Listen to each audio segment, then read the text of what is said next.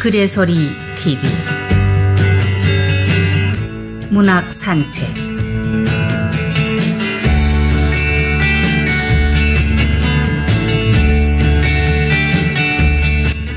소리로 듣는 이야기 세상.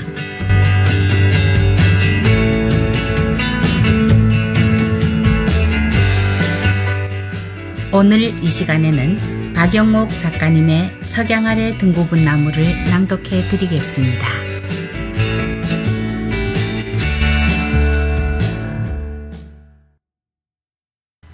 석양 아래 등고분 나무. 박영옥. 태양이 화사하게 아름다움으로 대지를 비춘다.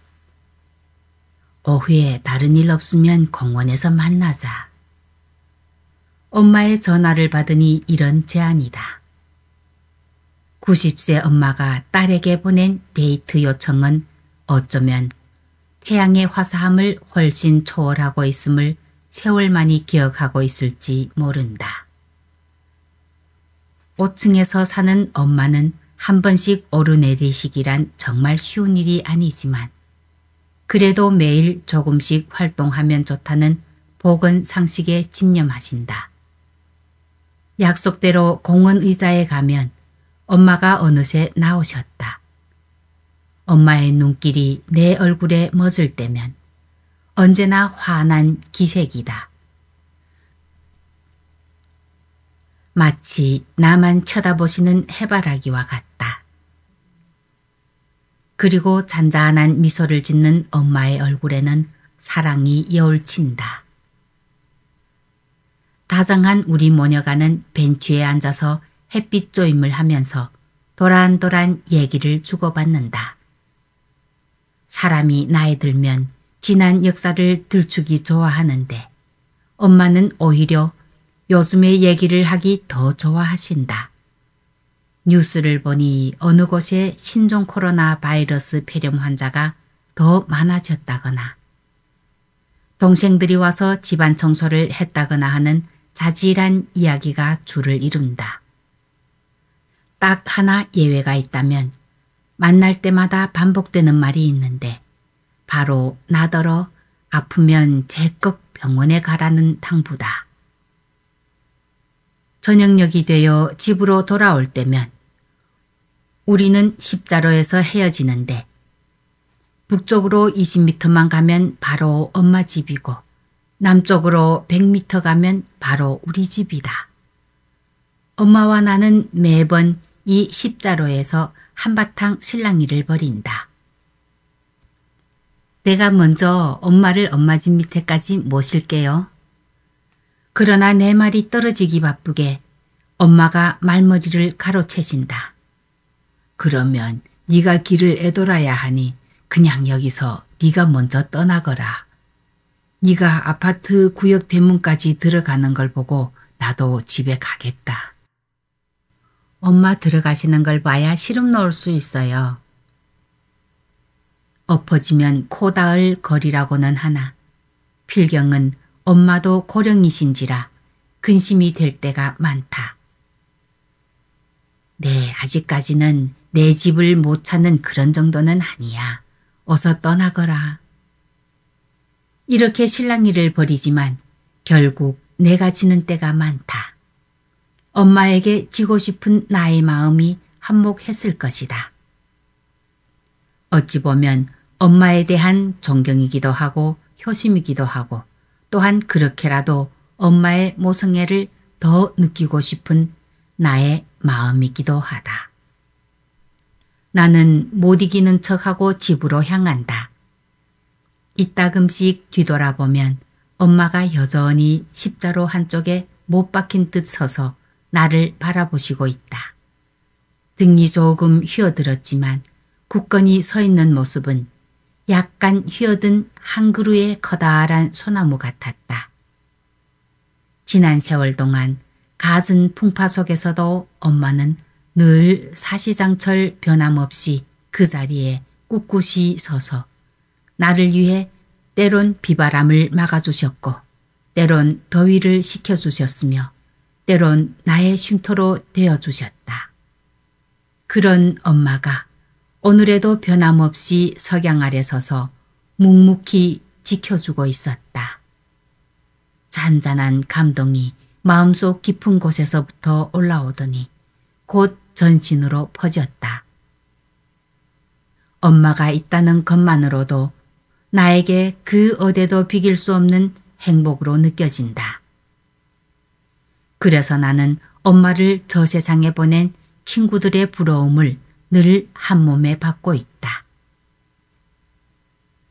어릴 때 내가 학교에 갈 때마다 엄마는 꼭 큰 길가에까지 따라 나오셔서는 나를 바랬고 내가 신장로구비를 돌아서는 걸 보고서야 집에 들어가셨다. 어디 그뿐이랴. 비가 오는 날이면 우산, 겨울이면 옷 하나 더 껴입으시고는 길가에 나서서 나를 마중하셨다. 학교로 가는 자식이 퐁퐁 뜀질하지는 못해도 제대로 걷기만 해도 엄마의 얼굴에는 행복이 퐁퐁 쏟아지겠지만 엄마 시야에 안겨지는 이 자식은 항상 절뚝거리는 모습이었으니 그 마음이 오죽했을까. 나의 걸음걸이가 엄마의 가슴을 수없이 난도질했을 것이다. 하지만 엄마는 늘 그 아픔을 혼자서 묵묵히 감내하셨다. 그 때문인지 지금도 엄마는 날 멍하니 쳐다보시면서 이런 말씀을 자주 하신다. 다른 자식들은 다 든든해서 근심 없는데 너를 제대로 치료 못해준 것 같아 늘 마음이 내려가지 않는구나. 90세 고령인 엄마는 머리가 아주 명석하기로 소문이 난 분이다. 하지만 자신이 자식을 위해 해오신 일만은 깜깜 잊으신 것 같다. 어릴 때 소아마비로 불구로 된 내 다리를 치료시키느라 연변의 어느 곳에 엄마의 발자국 안 찍으셨던가. 내가 4살 때 명월진에 용한 의사가 있다고 해서 새빵살이로 난로에 불 피워서 밥 지으시면서 끼니를 애우고는 매일 동생을 업고 날 안고서 병원을 다니셨다. 그때 엄마가 흘린 땀, 흘린 눈물이 그 얼마였던지. 정성이 지극하면 도류에도 꽃이 핀다고 했지만 엄마의 정성은 끝내 꽃을 못 피우고 말았다. 그럴 때마다 엄마는 상실감과 아픔 속에서 삶의 설움을 삼켜야 했다. 그런데 지금에 와서 엄마는 자신의 이런 희생에 대한 계산은 너무 무딘 것 같다. 아니, 무딘 것이 아니라 헌신을 깡그리 잊고 있었다. 그토록 오랜 시간을 바라보기만 하던 이 자식의 뒷모습이 이제는 실증이 날 법도 한데 아직도 바라보고 싶어 하시는 엄마. 세월이 흐르면서 이 강산이 10번 100번 변해도 모성에만은 변함이 없음을 다시 한번 느껴본다. 문득 이제 그 어느 날 엄마가 돌아가신다면 더는 바래주는 엄마의 모습을 볼 수 없을 것이라 생각하니 눈물이 앞을 가린다. 엄마의 따뜻한 시선을 등뒤로 느끼며 나는 부실한 다리로 걸음을 다그쳤다. 내가 빨리 아파트 단지 대문에 들어서야 엄마도 시름 놓고 돌아설 것이니까. 난 엄마를 힘들게 오래도록 그 자리에 서 있게 하고 싶지 않았다. 내가 대문에 들어서서 몸을 숨겼다가 조금 후 다시 나가서 엄마가 서 있던 곳을 바라보니 엄마는 그제야 발걸음을 옮기신다. 70을 바라보는 자식인데도 엄마 눈에는 그냥 어린애로만 보이실까? 아니면 혹시 내가 걷다가 넘어지기라도 할까봐 걱정돼서일까? 정말 엄마의 자식 걱정은 말을 새 없다. 몇 번인가 엄마 보고 이제는 엄마가 어린애처럼 보살핌을 받으셔야 하는데 그 대상이 바뀌었다고 말하니 엄마 대답은 이러했다. 참 애도 난 엄마다. 너희들이 아무리 나이 먹어도 내가 걱정 안 하면 누가 해? 눈물로 걷는 내 인생의 길목에서 커다란 소나무로 되어주셨음에도 항상 그것이 모자라게만 느끼시는 엄마의 사랑이야말로 이 세상 가장 위대한 모성애가 아닐까. 늘 자식을 마음속에 넣고 사는 사람도 엄마이고 자식에게 무슨 일이 생길까 봐 노심초사하는 사람도 엄마다. 그래서 자식 둔 부모는 알을 둔 새 같다고 했던가. 이제 나는 몸도 마음도 단단해져서 웬간한 아픔은 잊고 사는데 엄마는 여전히 그렇지 못하다. 어쩌면 눈 감기 전에는 내 걱정에 그냥 아픔 속에서 살아갈지도 모르겠다. 그런 엄마 앞에서 걷는다는 게 엄마한테 아픔을 더해주는 줄 알지만 그래도 엄마 앞에서 많이 걸어야겠다.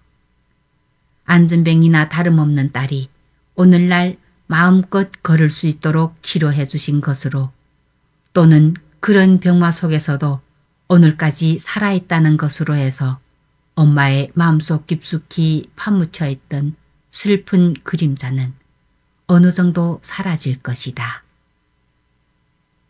글을 쓰는 네가 성한 사람보다 더 멋져. 작가까지 되었지? 난 어디 가나 네 자랑을 자꾸 하고 싶구나. 네가 어릴 때는 속상했는데 지금은 행복감 느낀단다. 가슴을 짓누르는 지루한 아픔 속에서도 자식의 밝은 면을 찾아내어 긍정적인 응원을 해주시는 엄마. 아주 소박한 일상이지만 거기에는 무거운 현실을 가볍게 풀어가려는 엄마의 지혜가 담겨 있지 않을까. 해와 달이 바뀌면서 엄마의 모습은 변했다. 더는 백꽃처럼 청초한 얼굴이 아니고 더는 버들가지처럼 늘씬한 체격도 아니다. 기억력도 체력도 많이 약해졌다. 그러나 한 가지만은 영원히 변함이 없이 조금도 차함이 없다. 그것은 바로 이 세상에서 가장 극진하고 희생적인 모성애를 가지고 있다는 것이다. 석양 아래서 천천히 걸어가는 엄마의 뒷모습을 바라보며 나는 오늘도 내 곁을 든든히 지켜주고 있는 든든한 나무 한 그루를 떠올린다. 그리고 자식에게 아낌없이 다 주는 엄마의 사랑에 묵직한 감동과 행복을 느낀다.